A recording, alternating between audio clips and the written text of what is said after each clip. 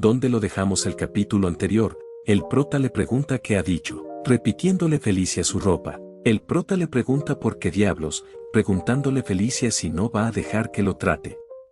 Un tiempo después, Felicia comenta que para ser sincera, lo que hizo antes fue más parecido a primeros auxilios. Como puede que tenga heridas internas, estaba intentando lanzarle magia curativa otra vez. Mientras el prota nos comenta que por un momento lo engañó.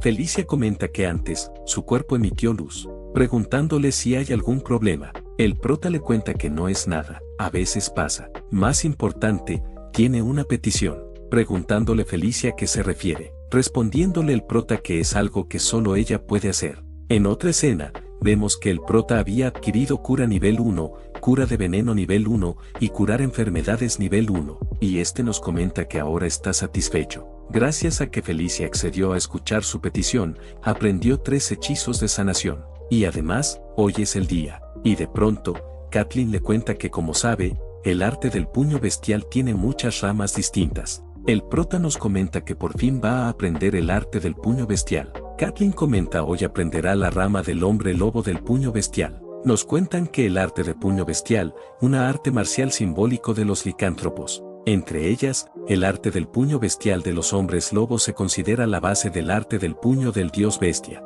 Debe de ser por eso que Kathleen decidió enseñarle ese arte marcial. Kathleen comenta que la arte del puño bestial utiliza tanto aura externa como aura interna. Hoy le enseñará lo básico del uso del aura interna. Ahora, le pide que cierre los ojos y concentre el aura. El prota nos comenta que lo siente. Aura, el poder de la vida. El aura está muy cerca del poder del alma, y cuando se lleva al extremo, se convierte en el poder del alma mismo. Y de pronto, el sistema notifica que ha adquirido la habilidad pasiva físico del protagonista. El prota se pregunta qué es eso, y sorprendido nos comenta que esa también es una habilidad rota. Eso no queda para nada atrás comparado con las pasivas de Zephyr o Lack, y el hecho de que se desbloqueen rasgos especiales por nivel, significa que añade funciones totalmente nuevas a medida que sube. Así que eso significa ser protagonista. Está tan emocionado, pero Kathleen interrumpiendo sus pensamientos le pregunta qué demonios ha estado haciendo todo ese tiempo. Él tiene que concentrarse. Bien, comenzarán propiamente a aprender el arte del puño bestial, respondiendo el prota que estará a su cuidado. Un tiempo después, el sistema notifica que ha adquirido el arte de puño bestia a nivel 1. Kathleen comenta que ser capaz de realizar los movimientos básicos del arte del puño bestial tan rápido y con tanta precisión es impresionante. El prota nos comenta que incluso desalmado, se siente como si blandiera almas mortales. Así que ese es el arte del puño bestial. Kathleen comenta que entonces pasará a la siguiente técnica, pero un lobo llamándola, le cuenta que ha ocurrido algo. Un tiempo después, Chris les cuenta que la unidad de Kairam ha desaparecido. Parece que Kairam se enteró de sus planes. Kathleen pregunta que entonces qué van a hacer ahora. Chris comenta que según la inteligencia del general Vandal, Yakuza y Kairam se reúnen en ese lugar. Considerando el terreno y la ubicación, la probabilidad es bastante alta. El prota comenta que en ese caso, tendrán que arriesgarse. Chris comenta que desde ese momento, se unirán al general Vandal. Junto con el ejército principal, entrarán en una batalla a gran escala contra la tribu del Rayo Escarlata, pasando al ejército de subyugación de la tribu del Rayo Escarlate, su base principal. Vandal comenta que ha hecho bien en venir hasta ahí. Príncipe Chris. Este comenta que no ha cambiado nada. Ha pasado un tiempo. Vandal comenta que también ha pasado un tiempo para la princesa, preguntándole si les ha ido bien. Felicia le pregunta que para qué hace preguntas tan cursis, y cómo están sus subordinados, respondiéndole Vandal que no tiene que preocuparse, y el prota nos comenta que el hombre que más apreciaba en Night Saga, quizás por eso, incluso con ese rostro severo, ahora le resulta extrañamente familiar, y comenta que se alegra verlo de nuevo, presentándose como Sutra. Vandal echándole un ojo, le responde que igualmente, noveno príncipe Sutra. En otra escena, nos se empiezan a mostrar a todas dos personas.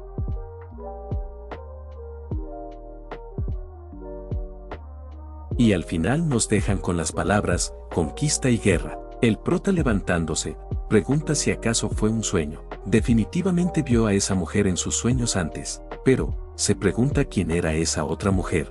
De pronto, Kerak le dice al prota que deberían de irse. La partida es inminente, respondiéndole este que lo entiende. y saliendo de su carpa, nos cuenta que esa batalla fue asignada al flanco izquierdo. Vandal tomó el centro, mientras que Chris y Catelyn comandaban la derecha. Los elfos oscuros, de alta movilidad, actuaban como destacamento independiente, encargados de la retaguardia. La marcha comenzó, el tiempo pasó en un abrir y cerrar de ojos, y, cuando finalmente volvió en sí, ya estaba de pie en medio de un campo de batalla, rodeado por miles. Vandal les dice sus ropas que se preparen en formación de batalla. Les enseñará a esos bastardos el verdadero significado del dolor, ordenándoles a sus tropas que avancen. Y del lado enemigo, alguien les dice que son necios, lanzándoles un hechizo de fuego. Vandal, preguntando qué demonios, se sorprende al ver esta criatura, preguntando si es un mamut del pantano, iniciando así un caos. Y volviendo con el prota, este comenta que los engañaron. Esos malditos lo sabían todo desde el principio. Nos cuentan que un mamut del pantano, como su nombre lo indica, se asemeja a un mamut, pero su tamaño descomunal no puede compararse con un simple mamut. En pocas palabras, es una auténtica monstruosidad. Y ahora incluso aparecieron los hombres lagarto. El prota, a punto de recibir un golpe, Kerak lo detiene rápidamente, y les dice a sus tropas que mantengan la calma. Un solo error y todos morirán, respondiéndole el prota que está bien, mientras nos comenta que él tiene razón. Eso ya no es un juego. Pasando con Chris, este pregunta que así que lo sabían todo ese tiempo y solo estaban jugando con ellos. Catelyn comenta cree que es mejor retirarse por ahora y buscar otra oportunidad. Chris le dice que si no logran retroceder con éxito, podrían sufrir pérdidas aún mayores, tal vez incluso la aniquilación total, pero Catelyn le dice que si eso sigue así, las bajas solo seguirán aumentando. Necesitan tomar una decisión. Ahora es el momento de retirarse. Chris les dice a todas sus fuerzas, a los magos formen una línea defensiva en la retaguardia y deténganlos el mayor tiempo posible. El resto de ellos, formen rápidamente las filas y prepárense para retirarse. Pase lo que pase, sobrevivirán y regresarán con vida. No morirán bajo su mando. Un tiempo después, Chris comenta que esa fue su negligencia. Debió haber sospechado algo. Vandal comenta que ya está hecho. En ese punto, sus únicas opciones son retiradas por completo, pedir refuerzos al castillo del rey demonio. Chris le responde que eso es lo que debe hacer. No puede permitir que sus subordinados sean arrastrados hacia la muerte solo por su orgullo inútil. Entonces por ahora, pero Felicia le dice que espere, contándole que acaba de pensar en algo. La verdadera razón por la que vino a esa zona en primer lugar fue porque iba a explorar una ruina. Y el destino de esa exploración estaba al final de las montañas Gizxa. El prota nos comenta que Felicia puede ser una excelente maga, pero incluso en Night Saga, no era un personaje orientado al combate. Sus rasgos estaban enfocados en la investigación y la exploración de ruinas. Felicia comenta que desde hace mucho tiempo, ha estado estudiando una ruina que, se dice, existe dentro de esa montaña desde hace 1500 años. En la guarida de Enkidu, el dragón de la tierra. Enkidu, un dragón nacido del magma, empleaba numerosos guardianes del tesoro para proteger su guarida y sus tesoros. Entre esos guardianes del tesoro estaban los enanos que alguna vez vivieron en las montañas Gizxa. Enkidu les otorgó armas para proteger la guarida. Chris le pregunta qué arma se refiere. Respondiéndole está el yunque que da a la luz al trueno. Es una reliquia que no solo permite controlar a las quimeras creadas para servir como guardianes del tesoro, sino que también permite lanzar magia a escala de ejército. Si quieren ganar, su única opción es encontrar eso. En realidad, esa fue la razón por la que vino ahí en primer lugar. Vandal le pregunta entonces conoce la ubicación exacta del yunque. Respondiéndole Felicia que no, eso es todo lo que sabe. Chris suspirando comenta que al final, no es información muy útil. No saben cuándo podría atacar el enemigo otra vez. En un momento como ese, no puede arriesgar la vida de todos en una tonta cacería de tesoros. Felicia enojada le dice que el yunque que da la luz al trueno definitivamente está ahí, y el prota dando un paso al frente, nos comenta que así es. Cuando jugó como el héroe Lack, se lo encontró, comentando que también se topó con la historia relacionada mientras estudiaba runas enanas. Y por encima de todo, él cree en Felicia. Y nos comenta que ese es el momento de ganar puntos. Chris le dice al prota que no se trata de en quien confíe o no.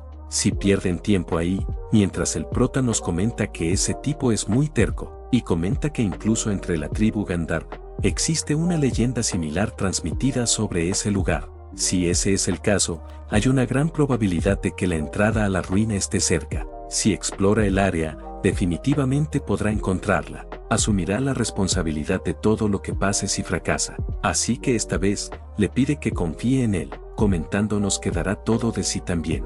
En otra escena, nos muestran al caballo fantasma, un caballo que Felicia invoca. Puede volar en el cielo. Y pasando con nuestro equipo, el prota nos comenta que al menos lograron salir en busca del yunque. Ahora lo que queda es, pero Kerak interrumpiendo sus pensamientos comenta que eso es una locura, pidiéndole al prota que se sujete o se caerá. El prota le responde que no tiene que preocuparse, comentándonos que no se caerá. Cuando jugó como Zephyr, montaba eso todo el tiempo, y abriendo el sistema, nos comenta que a esa velocidad, debería tomar alrededor de 1 hora llegar a la entrada de las ruinas, y con su minimapa va a encontrar las ruinas, en sí no será difícil. El problema es cómo guiarlos de forma natural sin que lo noten. Bueno, lo pensará hasta que lleguen. De algún modo funcionará. Y un tiempo después, el prota les explica que cuando activó el portal, estudió cuidadosamente los mapas de los túneles. Había cierta consistencia en ellos. Si combina el terreno de ese lugar con las características de los túneles, cree que puede determinar más o menos la ubicación del yunque, preguntándose si eso funcionará. Los demás le preguntan qué acaba de decir, y qué significa eso, comentándonos el prota que solo disimulen y lo dejen pasar. Y de pronto, Felicia le pide que guíe el camino. Entendió todo eso, así que sería mejor que tomara la delantera. El prota sorprendido nos comenta que solo estaba faroleando, pero en serio, nos pregunta si esa explicación fue convincente, mientras le decía a los demás que lo siguieran, y Felicia hacía un puchero. Un tiempo después, Kerak comenta que siguieron el liderazgo del príncipe, pero el camino está bloqueado, y le pregunta si está seguro que conoce la entrada a las ruinas, ya que eso no se ve bien. El prota le pregunta si dijo acaso que iban hacia la entrada, y le pregunta a Catelyn si puede abrirles paso en esa dirección. Catelyn le pregunta si se refiere a ella, respondiendo el prota que sí, y le dé un buen golpe. Catelyn comenta que entonces lo intentará, y Felicia comenta que no le digan, si piensa que el yunque que da a luz al trueno está dentro de ese acantilado. El prota le cuenta que según sus cálculos, y rompen ahí, no tendrán que lidiar con los guardianes de la mazmorra. Así que si Catelyn rompe esa pared, pero Felicia llamándolo idiota, le pregunta que cómo espera que ella destroce esos sus puños. Si cree que Catelyn es algún tipo de arma de asedio. El prota pregunta que entonces de qué otra forma, pero Felicia cargando un ataque, comenta que los exploradores de ruinas siempre tienen como su especialidad la destrucción y explosivos, lanzando el ataque al acantilado. Felicia sorprendida comenta que no puede ser. Quiere decir que realmente lo encontró tan rápido. Catelyn pregunta qué es esa media cúpula, si es ahí donde está el tal yunque de trueno. El prota le responde que sí, con toda probabilidad, el respaldo final. Dentro yace el yunque. Kerak le pregunta si entonces solo hay que romperlo, respondiéndole el prota que no pueden romperlo a lo Uko. Si lo hacen, el yunque dentro, debe de haber un mecanismo para abrirlo. Felicia mirando a su alrededor, pregunta si no les parece rara esa estatua. De las 9, 3 sostienen armas y 6 no. Catelyn comenta que tiene razón. Entonces quizá tengan que darle armas las estatuas restantes. Pero Felicia le dice que no cree que sea tan simple. Las armas que sostienen esas estatuas son de fabricación enana, lo que significa que probablemente las otras estatuas también necesiten armas enanas. Catelyn pregunta que de dónde van a sacar eso de repente. El prota comenta que sobre eso, resulta que tiene 6, y nos cuenta que no podía usarlas en ese entonces porque su nivel no era lo suficientemente alto, así que las guardó en su inventario. Nunca pensó que serían útiles ahora, y comenta que por si acaso, trajo las armas que recogió durante la última expedición en los túneles como repuesto. Kerak le pregunta que desde cuándo, y cómo demonios carga 6 de esas en esa bolsa. El prota nos comenta que realmente odia a los Orcos con buenos instintos como él, y le responde que lo que sea, de todos modos, son pesadas, pidiéndole a Kerak que se dé prisa y las tome. Kerak suspirando comenta que de verdad es débil, diciéndole que se las entregue. Un tiempo después, de haberle colocado las armas a las estatuas, vemos cómo estas empiezan a reaccionar. Kerak les dice a los demás que miren eso, la media cúpula se está abriendo. Y el prota comenta que eso es, el yunque que da a luz al trueno. Felicia comenta que esperen un segundo. Según los registros aún falta el procedimiento final para activar el yunque, y le dice al prota y a Kerak que permanezcan donde están, y el resto debe tomar posición en las marcas de las 3, 6 y 9 en el círculo. A partir de ese momento, infundirán maná en el círculo. El orden empezará por ella y luego procederá en sentido horario. La cantidad de maná infundida deberá aumentar gradualmente. Un tiempo después, Felicia le dice a todos que se concentren. Entonces, comenzarán. Y infundiéndole maná al yunque, Felicia le dice al prota que empuje su maná un poco más fuerte, y le pide a los demás que lo mantengan así. No deben perder la concentración.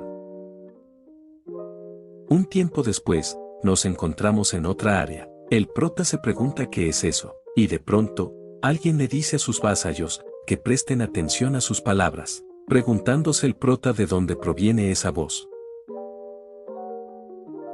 Y de pronto alguien le dice al prota que proteja el nido sagrado del gran Enkidu, conviértete en el guardián, que se interponga entre el reino demoníaco y el reino humano. Y volviendo en sí, el prota nos comenta que eso fue sin duda, el dragón negro. Si fue un dragón negro, entonces el dragón de la tierra Enkidu, y de pronto, alguien le pregunta al prota si él también lo vio, siendo esta Felicia, comentando que un enorme dragón negro, su cuerpo fluyendo con lava incandescente. Kerak comenta que él también lo vio, entonces, significa que todos vieron la misma visión. Felicia comenta que parece que sí, aún no está segura de lo que significa, y girándose al yunque, comenta que una cosa es segura, usar el yunque revela la verdad.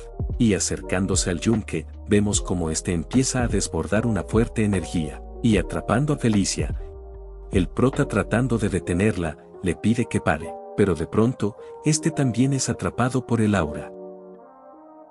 Y inconsciente, alguien le dice que conquistar el maná del dragón de la tierra Enkidu. Su prueba se impone a quienes no han recibido permiso. Conquistar es dominar. Y volviendo a despertar, vemos como el prota sostenía un mazo. Volviendo al campamento, nos topamos con este espía, y comenta que esos tontos, de verdad creyeron que esconderse ahí no los encontraría, preguntándole a su líder si deberían atacar de inmediato. Solo tiene que dar la orden, señor Yekuse, presentándose a este como el jefe de la tribu Rayo Escarlate, y les dice a todos que se preparen, van a limpiar a los rezagados, iniciando así la emboscada.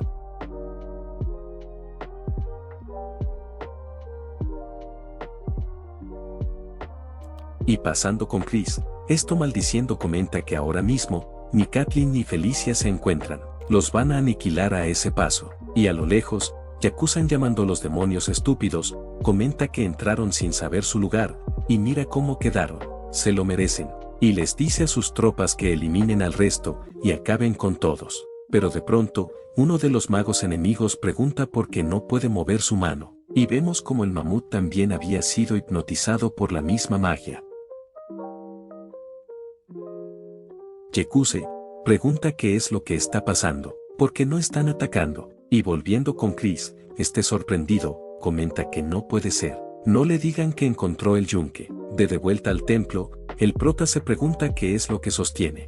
Felicia le responde que es el martillo del trueno, la contraparte del yunque. Parece que Enkidu lo ha escogido. El prota le pregunta que a qué se refiere con que lo escogieron, pero Felicia le pregunta qué espera, él debería de usarlo. El prota nos cuenta que el maná de Enkidu le ha mostrado cómo empuñarlo, conquistar, subyugar, e imponer obediencia, es dominar. El método para usar el I5 en que queda a luz el trueno, empezará dominando al mamut del pantano. Y volviendo al caos, uno de los enemigos pregunta qué está pasando, por qué de repente los atacan, y vemos como Vandal andaba acabando con unos cuantos, y comenta que viendo que el mamut del pantano está atacando a la tribu Rayo Escarlate, parece que el príncipe y la princesa lo lograron, y les dice a sus hombres que es el momento, acaben con todos y no los dejen escapar, iniciando nuevamente la guerra. Y volviendo con Yakusan, este pregunta a uno de sus hombres qué demonios acaba de pasar, porque el mamut del pantano actúa así. La otra parte responde que no lo sabe, preguntándole quién podría estar controlando un maná tan abrumador. Por ahora, deberían retirarse y esperar otra oportunidad, pero alguien aterriza al lado suyo, siendo este Chris. comentando que parece que ese es su final. Si se rinde, se asegurará de que su muerte no sea demasiado dolorosa. Yakusan, llamándolo bastardo, le responde que lo hará pedazos. Pero Chris lo contraataca con el arte del puño del dios bestia, acabando rápidamente con él. Sus subordinados comentan que el jefe ha fallecido, anunciándoles a los demás que Yakusan ha sido asesinado. Chris comenta que ahora solo tienen que rematar a los rezagados, y nos comenta que si no fuera por esos dos, habrían tenido serios problemas. Espera que a su lado no haya pasado nada. Y volviendo a la mazmorra, Kerak pregunta que eso realmente es lo que está viendo los mamuts del pantano ahora mismo. Felicia le responde que sí, con el yunque, es posible controlar a todos los guardianes del tesoro. De todos modos, con el poder del yunque, la tribu Rayo Escarlate será, pero antes de responder termina debilitándose. Su compañera le pregunta si se encuentra bien, respondiéndole Felicia que no tiene que preocuparse, solo necesita un poco de descanso y estará bien. Otro de sus compañeros comenta que si está bien, entonces buscarán rápidamente un lugar para, pero Felicia pregunta dónde está el prota, y pasando con este, a quien le están anunciando múltiples veces que había subido de nivel, comenta que por fin puede tomar un respiro, y sorprendido comenta que su nivel ha subido bastante, preguntando si será porque controló la reliquia de Enkidu, y de pronto, le anuncian que su nivel de conquista ha aumentado, preguntándose el prota qué es eso, y explorando el sistema, comenta que incluso su habilidad bajo la bandera del rey subió de nivel. Entonces esa y conquista suben al mismo tiempo. No le entiende del todo, pero si su habilidad principal se vuelve más fuerte, eso solo puede ser bueno. Y los caballeros del rey se pregunta qué clase de habilidad será esa. Por el nombre, suena como una habilidad de invocación. Y de pronto, alguien llamándolo, nos damos cuenta que era Kathleen. El prota comenta que es cierto, se fue sin decir nada. Y cuando se iba a disculpar, Kathleen le da un puñetazo. Y le dice que qué estaba pensando al desaparecer así de repente, respondiendo el prota que lo siente. Kathleen comenta que mientras esté a salvo, eso basta, pero debe moverse ya, parece que tendrán que acampar ahí por la noche. Preguntándole el prota si no iba a regresar directamente, Kathleen le responde que ese era el plan original, pero surgió un problema. El prota le pregunta a qué se refiere. Contándole Kathleen que Felicia perdió el conocimiento, le cuenta que acaba de ser liberada tras ser capturada por la tribu del Rayo Escarlate, pero debió de haberse forzado demasiado. Antes de desmayarse, dijo que estaría bien solo con descansar, pero no sabe cuándo despertará, y sin ella, ni siquiera pueden invocar el corcel fantasma, así que por ahora tendrán que vigilar su estado. Y respondiendo el prota que está bien, se pregunta si Felicia se encontrará bien. Un tiempo después, el prota se pregunta que su resistencia se recuperó por completo solo con subir de nivel. Extrañamente, no se siente nada cansado. Se pregunta si debería simplemente esperar hasta la mañana. Y sorprendido, nos comenta que ahora que lo piensa, eso es una ruina. Eso significa que debe de haber armas o tesoros ocultos dentro de la mazmorra. Por supuesto, también habrá trampas y guardianes. Y sacando nuevamente el mazo, se pregunta si es el gobernante de esa ruina. El poder del yunque solo funciona ahí dentro, pero dentro de esa ruina, se manifiesta como poder absoluto. En otras palabras, ya obtuvo un pase libre para todo ese lugar. Y pasando con Kerak, el prota levantándolo, le dice que vaya a un lugar con él. En otra escena, Kerak pregunta si de verdad está bien irrumpida así como si nada. ¿Qué pasaría si algo sale mal? El prota le cuenta que es el gobernante de ese lugar, preguntándole qué hay de temer. Solo tiene que pensar con cuidado. Eso es una ruina, así que debe haber buenas armas ahí. Respondiéndole Kerak que eso es verdad.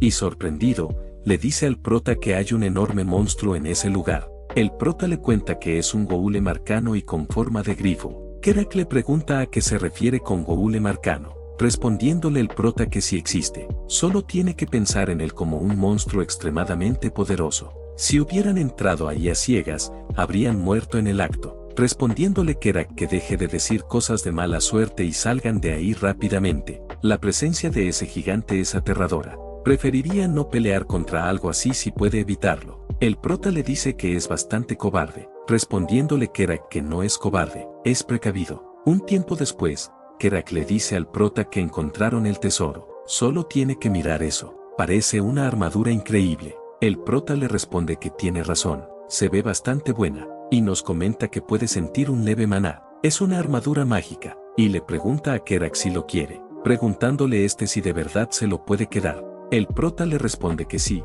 contándole que es demasiado grande para él de todas formas, y fijando su vista hacia un cofre, se pregunta qué son.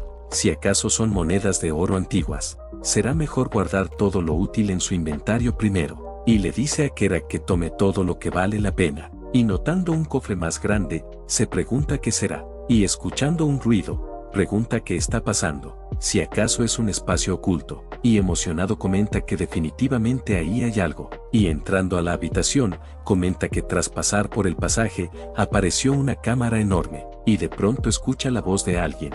El prota dándose la vuelta comenta que eso es, y nos comenta que conoce ese maná. Aunque sea la primera vez que lo ve, el nombre simplemente surge en su mente, el guantelete de Enkidu, quebranta tierra.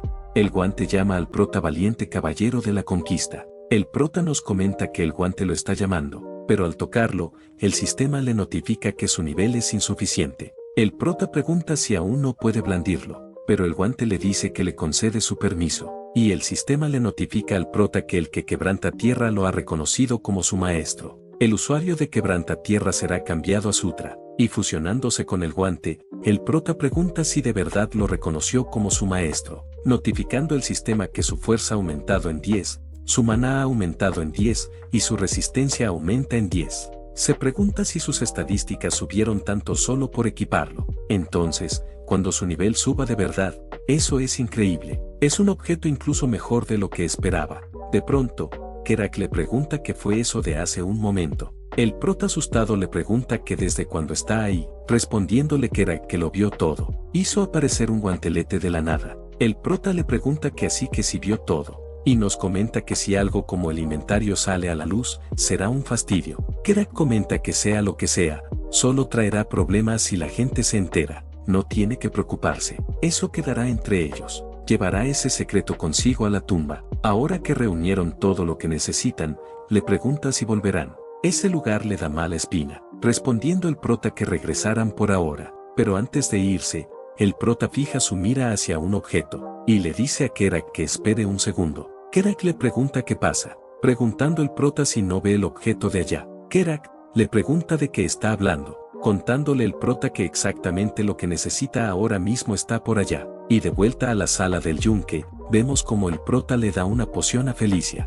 y está recuperándose. El prota le pregunta si está despierta. Kathleen comenta que es un alivio, y Felicia desconcertada les pregunta qué pasó. Kathleen le cuenta que el prota trajo una poción de recuperación de maná. Felicia aún aturdida le pregunta de dónde. El prota le pregunta si ya olvidó dónde están, respondiéndole Felicia que están en las ruinas, respondiéndole el prota que exacto. No tiene que olvidar que él es el gobernador de esas ruinas, así que no tiene que preocuparse. Una vez despierte, su maná estará completamente restaurado. Y de pronto, Felicia le da las gracias. El prota desconcertado, Felicia algo avergonzada le dice que le ha dicho gracias. De vuelta al campamento, Vandar les dice a nuestro grupo que por fin ha regresado. Sabía desde el principio que el príncipe y la princesa tendrían éxito, diciéndoles que ha hecho un buen trabajo. Y de pronto, aparece Chris, y les dice que eso fue un buen trabajo impresionante. Felicia le responde que eso no es nada, mientras el prota nos comenta que es conmovedor,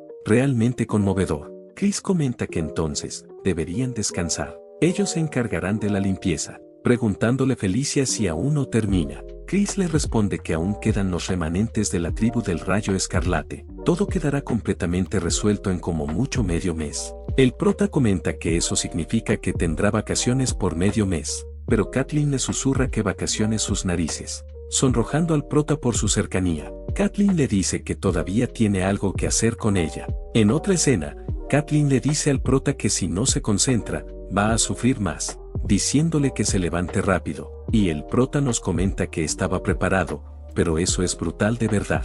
Enfrentamiento del arte del puño bestial. Nos cuentan que el algo que mencionó Kathleen no era otra cosa que el entrenamiento del arte del puño bestial. En los primeros 5 días, sintió que no hizo nada más que recibir golpes. Solo después de una semana, los puños de Kathleen comenzaron a moverse visiblemente para él, y así llegó el día 11 de entrenamiento. Kathleen le dice al prota que ya empieza a mantener el ritmo, respondiéndole que después de todas las palizas que recibió, ya era hora. Nos siguen contando que tal vez sea gracias al entrenamiento especial diario. Su arte del puño bestial y su aura ya alcanzaron nivel 5. Catelyn comenta que a partir de ahora, deberá estar listo para comenzar el arte del dios bestia, preguntándole el prota entusiasmado si de verdad lo dice. Catelyn comenta que honestamente, está impresionada. Nunca había visto a nadie aprender tan rápido. El prota nos comenta que por fin no aprenderá la técnica secreta de los litántropos, el arte del dios bestia.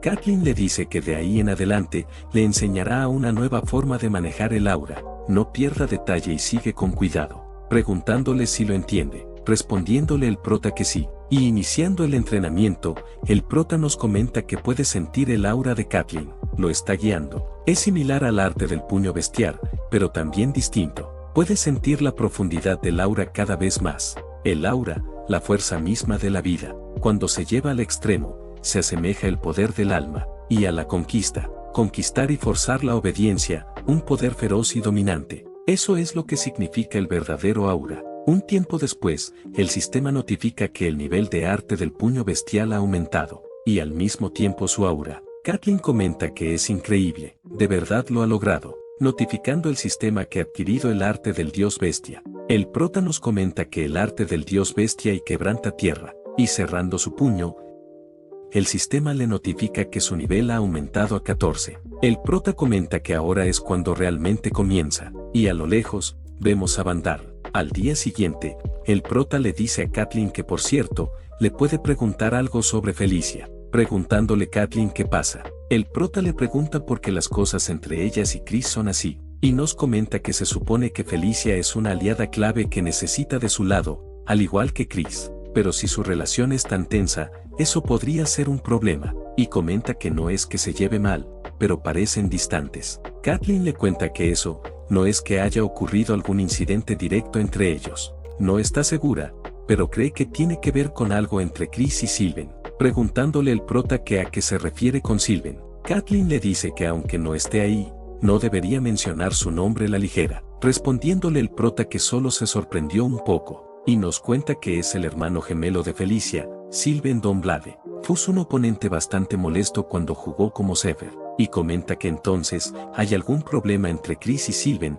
pero antes de seguir hablando, Chris les dice que así que se encontraban ahí. Catelyn le pregunta qué sucede. Chris les cuenta que preparó sus cosas. El asunto se resolvió antes de lo esperado, así que partirán esa tarde. El prota confundido le pregunta que a dónde. Chris le pregunta si en serio pregunta eso, respondiéndole que como el asunto está resuelto, tienen que dar el informe. Ya fuera de la tienda, Vandal le dice al prota que ha trabajado duro durante ese tiempo, espera con ansias el día en que se vuelvan a encontrar, respondiéndole el prota que él también estará esperando. Chris comenta que entonces se retiran, van al castillo del rey demonio, y vemos que en este, se encontraba alguien en un trono.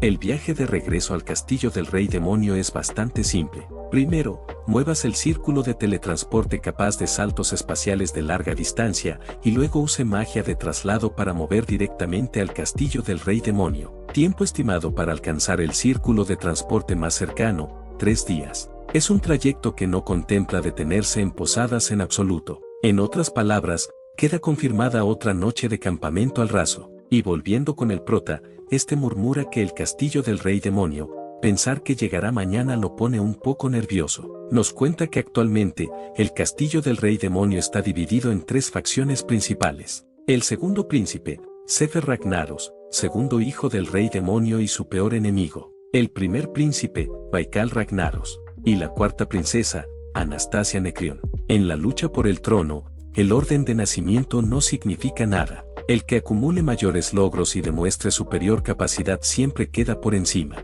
Esa era la estructura. Entre ellos, Baikal y Sefer son hermanos de sangre completa y sus habilidades son casi iguales. Heredaron la sangre por parte de su madre, el clan draconiano, y ambos poseen una fuerza inmensa por ello. Aún así, si hubiera que elegir heredero, el primogénito de carácter más moderado, Baikal, probablemente sería la mejor opción. No es que tal elección tenga mucho sentido de todos modos, porque después de ese día, todo cambiará. Por eso debe prepararse en todo lo posible. Primero, subir su nivel hasta poder empuñar por completo el atronador de la tierra, y aprovechará al máximo la nueva fuerza que ha obtenido. Caballeros reales. notificando el sistema que activa su habilidad. Se ha creado la Orden de Caballeros. El prota comenta que pensó que era solo otra habilidad tipo invocación, preguntando si podría ser algún tipo de sistema de gremio. Tiene bugs, entrenamiento de caballeros, incluso invocación. Esa habilidad está rota desde el nivel 1. Si ya es así a nivel 1, ¿qué tan fuerte será más adelante? Y Kerak apareciendo de repente le dice al prota que con que ahí estaba, preguntándole por qué sigue despierto en lugar de estar durmiendo otra vez. Si quiere salir temprano por la mañana, debería dormir, pidiéndole que se apresure y lo siga. Pero el prota le dice que llegó en el momento perfecto, preguntándole si quiere probar un experimento con él, preguntándole Kerak algo nervioso que a qué se refiere. Un tiempo después, le dice al poderoso guerrero orco, Kerak, por la presente lo nombra su caballero, y de pronto, algo empieza a moldear a Kerak, y comenta que eso se siente de alguna forma extraño. Siente que su lealtad hacia él ha aumentado, mientras el sistema anunciaba su nivel y su rango. El prota emocionado comenta que eso es justamente lo que dice. Kerak comenta que está bien que esté rebosando su fuerza,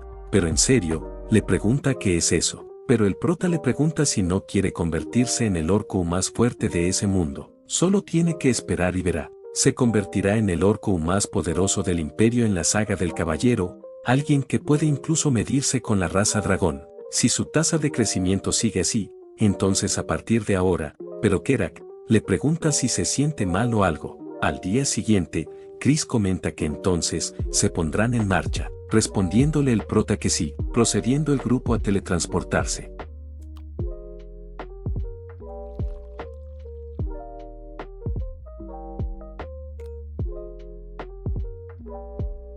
Y al llegar a su destino, Kathleen le pregunta al prota si se encuentra bien, respondiéndole este que lo está, y de pronto, ven como un grupo de chicas empiezan a rodear a Felicia. El prota comenta que eso parece un club de fan de ídolo, preguntando si esos son sus asistentes y subordinados. Y al ver a Kathleen y Chris recibir el mismo trato, pregunta si entonces no hay nadie para él. Pero vemos como estas dos empiezan a cotillar sobre el prota, y nos comenta que ya lo entiende, más o menos cuál es su lugar dentro del castillo del rey demonio, y suspirando comenta que está bien. De todos modos entra en sus expectativas, y le pregunta a Kerak si está listo. A partir de ahora, empezarán a cambiar las cosas paso a paso. Un tiempo después, en lo que parece ser una habitación abandonada, Kerak comenta que supone que pueden desempacar sus cosas en ese lugar, y el prota comenta que al menos tienen una habitación. Menos mal por eso. Kerak comenta que por cierto, el evento oficial comienza el día siguiente.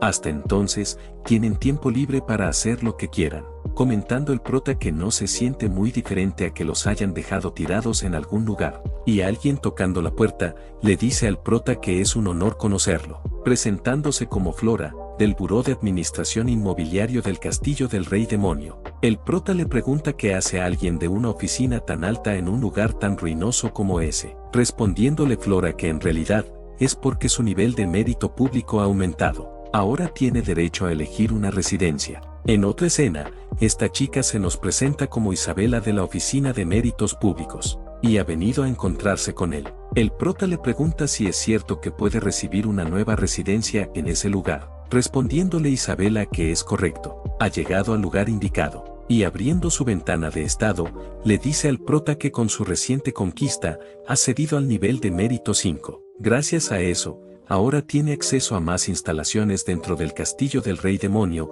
y su estipendio mensual ha aumentado de 5 monedas de oro a 500. Es el primer príncipe en lograr tanto en su primera misión, preguntándole el prota si habla en serio. Entonces, le pregunta si le podría mostrar las residencias disponibles en ese momento, respondiéndole Isabela que por supuesto. Un tiempo después, Kerak le pregunta al prota si esa es realmente su nueva residencia, y de pronto, Flora comenta que llegó antes de lo esperado, y será un honor servirle a partir de ahora, contándonos que puede actuar como mayordomo y jefe de sirvientas. Y nota especial, es seguidora de Camila, diosa de los sueños y las sombras. Kerak le pregunta al prota qué está pasando, si no dijo hace un momento que era el buró inmobiliario o algo así, explicándole el prota que la contrató usando sus puntos de mérito. Es como una moneda obtenida por logros acumulados. En fin, así funciona. No necesita entender los detalles. Respondiéndole Kerak que últimamente dice más tonterías que de costumbre. Al día siguiente, Kerak le cuenta al prota que sigue teniendo ganas de orinar, preguntándole si cree que solo son nervios, respondiéndole el prota que solo vaya, solo escucharlo lo está poniendo nervioso, y de pronto, alguien les dice que se ven increíbles los dos. Felicia le pregunta quién cree que eligió esos atuendos, respondiéndole Kathleen que de verdad es la mejor. Felicia comenta que supone que todo el esfuerzo valió la pena, y Kathleen le dice al prota que le queda perfecto. El prota algo avergonzado les dice que ellas también se ven increíbles. Kathleen dándole las gracias, Felicia le responde que por supuesto que sí. Chris comenta que ahora que lo piensa, esa es su primera ceremonia de audiencia. Hoy él es la estrella. Debe mostrarse ante todos en el castillo del rey demonio, respondiéndole el prota que sí, y nos cuenta que puede que algunos piensen que sus logros fueron solo cuestión de suerte, pero pronto, todos tendrán sus ojos puestos en él, volverán a mirar al príncipe inútil que una vez despreciaron. Chris poniéndose de rodillas se presenta como el séptimo príncipe, Chris Moonlight, y se presenta ante el gran gobernante del reino demoníaco, siendo este el rey demonio Mitra. Su asistente comenta que ahora informarán los logros de los príncipes y princesas. El prota nos comenta que el rey demonio Mitra, padre de todos los hijos de los reyes demonios, lo había olvidado. Él es el único ser que jamás debe subestimarse dentro del castillo del rey demonio, y una aura pesada cayendo ante el prota, este se pregunta qué está pasando. Solo con estar frente a él, siente que todo su cuerpo podría desmoronarse, pero la diosa de antes le dice conquista, y embulliendo el prota con su aura, le dice que él también es un rey. Supera esa mirada, esa presión sofocante, y sométela con su voluntad, pues ese es el poder de la conquista. Mitra, dándole una mirada al prota, procede a decir su nombre, y los demás sorprendido por su acción, Mitra le dice al prota que espera grandes logros de él en el futuro. Y hasta aquí el video de hoy. Si quieres una siguiente parte deja tu like y un comentario. Yo aquí me despido y hasta la próxima.